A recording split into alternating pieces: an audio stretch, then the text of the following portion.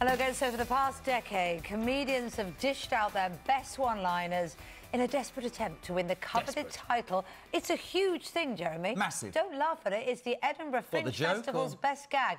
You can laugh at the gag. This year's winner scooped 33% of the public vote from a shortlist picked by comedy critics. Richard, tell us the number one joke. Come on, Richard. No pressure. And deliver this with consummate professionalism.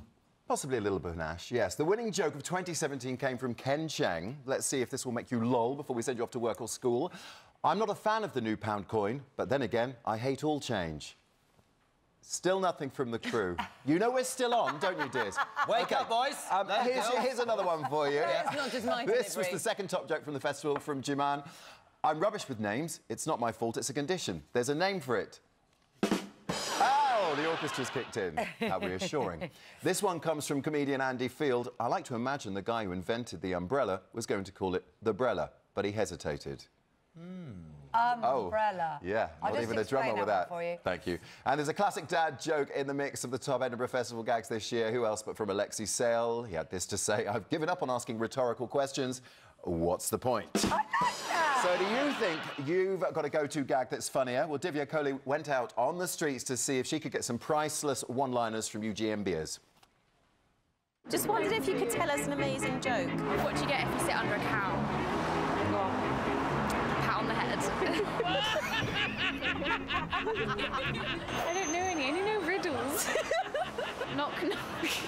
Who's there? Doctor. What's a fish without an eye?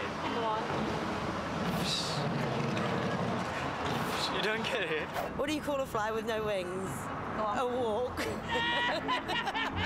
Oh, I haven't got... Oh, gosh. Obviously, it's got to be clean. Oh, yeah, this is the problem. My friend, she can never remember jokes, but she remembers punchlines.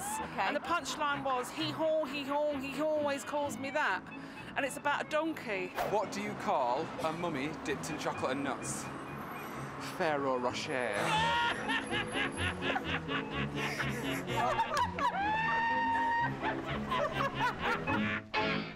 She loved it. She loved it. She loved it. Still nothing from the crew. The joke will be on them, though, because there'll be a completely new crew tomorrow. That got him. Suddenly they're on it. Jeremy Kyle bullies crew. Listen, if you don't find it funny, I happen to think it was hysterical. We're now joined by this year's winner of the funniest joke at the Fringe, comedian Cheng, live from Edinburgh. Ken, good morning. Good morning, hi. Well done, congratulations.